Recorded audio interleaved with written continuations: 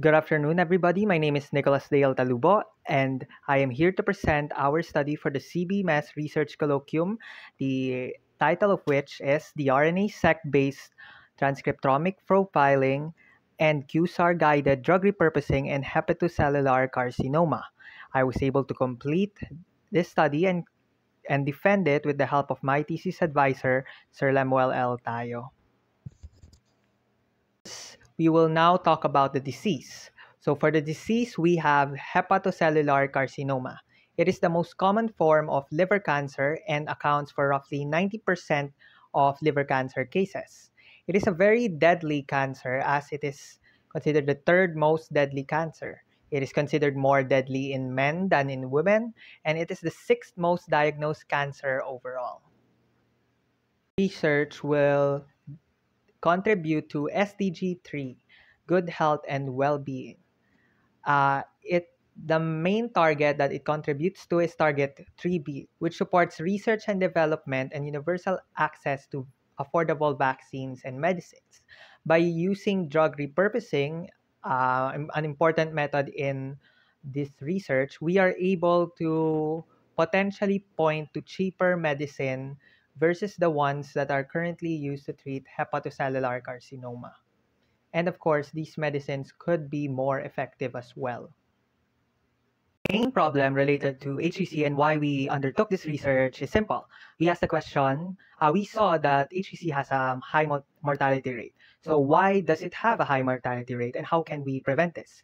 First, we determined based on the literature search that it is difficult to catch early. Most cases are diagnosed at later stages. By the time, it is impossible to resect and would need systemic therapy.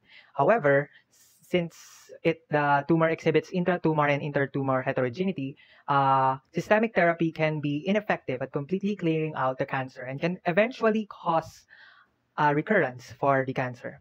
And this is the third point that we were making. It exhibits high drug resistance. First article that we will be discussing, we will talk about, it is entitled Comprehensive RNA-seq Gene Co-expression Analysis Reveals Consistent Molecular Pathways in Hepatocellular Carcinoma Across Diverse Factors. This was done also with the help of my thesis advisor, and it was published in MDPI Biology, September 2024.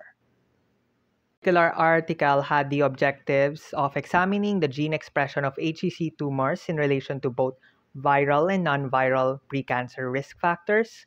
We also wanted to identify gene clusters correlated with histological grades of HCC, and we wanted to elucidate pathways and biological processes involved in HCC progression and identify group-specific gene clusters.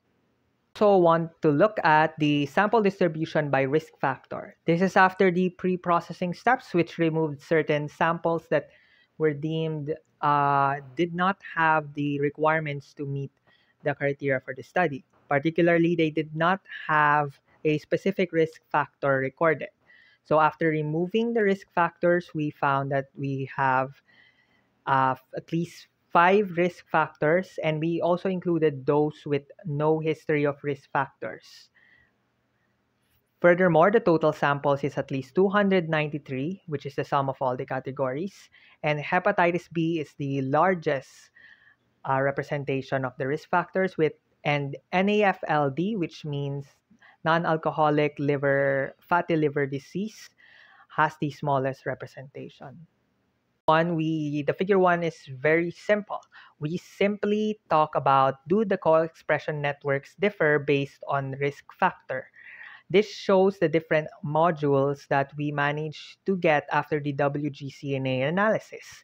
And each of these modules, the numbers there, contained different amounts of genes in different risk factors. So using this figure simply shows us the co-expression networks that we found are different, which opens us up for further analysis to understand why they are different. First analysis that we did, this figure is the most important figure. We found exactly how do risk factor specific HCC pathways correlate with each histological grade. We took the modules that are most correlated with a particular grade for each risk factor and decided to do overrepresentation analysis in order to find pathways.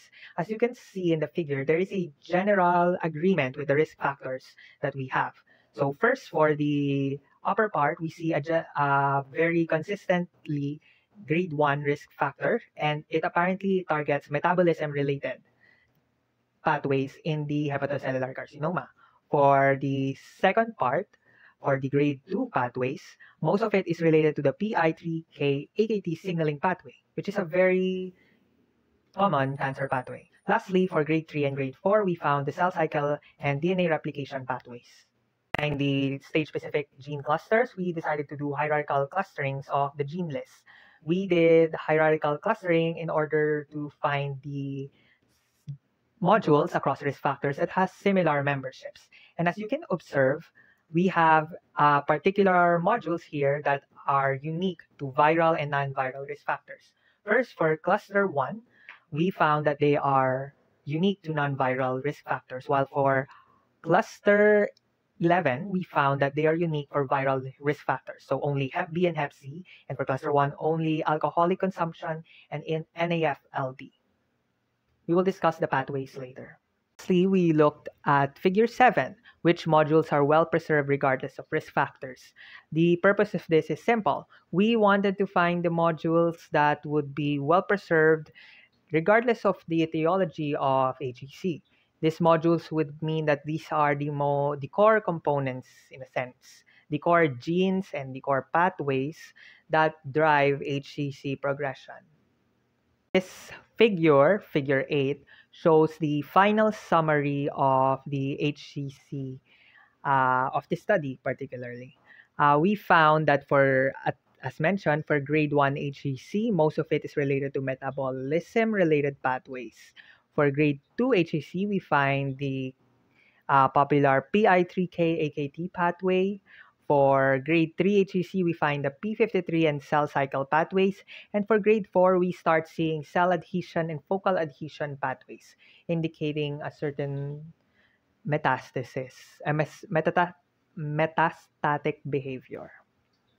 This slide presents the summary of the results verbally. We will go through all the objectives and look at what we achieved. So first is we managed to achieve objective 1. We examined the gene expression of HCC tumors in relation to both viral and non-viral precancer risk factors. We find that we have the groupings of risk factors, as in grades which has similar gene expression. We get the early stage and the advanced stage tumors. And we also found that gene modules specific to viral versus non-viral risk factors. And lastly, we saw gene clusters well preserved regardless of risk factors, which is the cell adhesion and the cell cycle pathways for all patients of HCC in our cohort. Objective 2, we found gene clusters correlated with histological grades of HCC. We found for G1/G2 tumors, metabolic pathways, and the PI3K AKT signaling pathway, which is related to cell proliferation.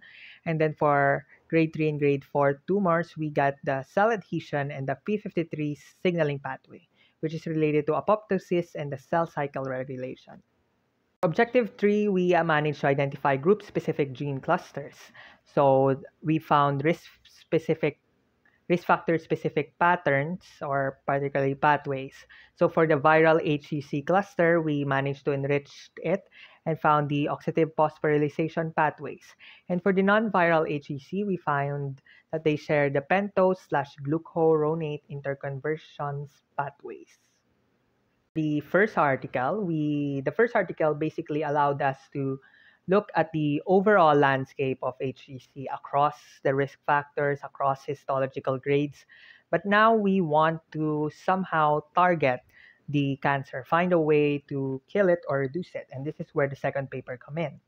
So we have the QSAR-based drug repurposing and RNA-seq metabolic networks, which highlight treatment opportunities for hepatocellular carcinoma through pyrimidine starvation. This was published in MD-PI Cancers in March 2025 and was also successfully defended in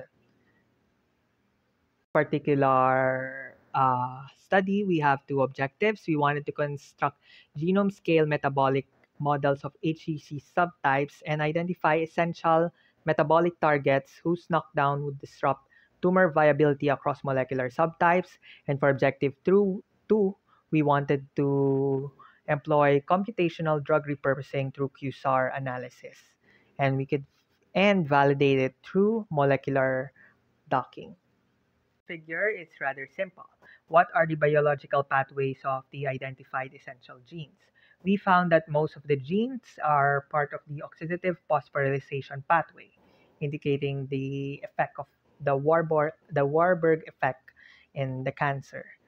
Following that, we saw fatty acid metabolism, nucleic acid metabolism, protein metabolism, the basic things that we expect that a cell needs to function. Those pathways, we did Nick-Campbell analysis and found that we found enough data to do QSAR modeling for the genes DHODH and TYMS. And for these two genes, then, we found that they are part of the pyrimidine metabolism pathway, or particularly the de novo synthesis of the pyrimidines, which is in nucleic acid. So we trained three QSAR models using the algorithm SVM, ridge regression, and XGBoost. And we found that SVM consistently showed the best performance metrics. TYMS generally had better metrics than DHODH, and all the models achieved statistically significant results. But we only needed the best algorithm, so we will be using SVM to predict the IC50 data from the drug bank database. The final summary of the paper. Basically, for the DHODH and TYMS, we wanted to examine its potential downstream effects, or why knocking it down cause adverse effects in the pyrimidine metabolism pathway. And we found that knocking it down, or particularly knocking down the TYMS gene, effects causes downstream effects that will reduce the amount of thymine available for the cancer cell to use. For DHODH, it deals with the cytosine and the uracil specific downstream pathways in a sense. So in general, by targeting DHODH and TYMS, we managed to control the pyrimidine metabolism pathway and reduce the amount of pyrimidines available for the cancer cells. As a summary of results, we did the genome scale metabolic models and we identified essential metabolic targets. So the key metabolic pathways in HCCs were identified and we focused on the pyrimidine metabolism pathway. We did this metabolic modeling was RNA-seq guided and we identified the knockout of DHODH or TYMS as lethal across HCC subtypes. And we did flux balance analysis and gene knockout simulation to confirm that there was a significant decrease in biomass production upon DHODH or TYMS knockdown. Purposing part, we found that SVM-RBF performed the best on unseen data with an R2 of 0.82 and 0.81. And then we proposed the potential inhibitors, ranking them based on their binding energy and their IC50 data. And recommendation for future studies, we'll focus only the Article 1 and Article 2 since these two studies are the ones that has already been published in MDPI. So first for Article 1, we saw limitations due to datasets and dataset heterogeneity. We could quantify intertumoral heterogeneity, which we could then use to account for transcriptomic variants. We can also analyze liver transcriptomes from patients with viral and non-viral hepatitis before HCC onset to determine which of these are preserved once it eventually turns into cancer. Next, for Article 2, we could have used flux variability analysis, which would have allowed us to determine more specific differences between the metabolisms of the HCC subtypes. We could train multi-target QSAR models to predict potential off-target effects of the drugs that we will be repurposing, and we could then start taking a multi-omic approach to include single-cell and spatial omics, again, to capture HCC heterogeneity. All for my thesis report. Thank you.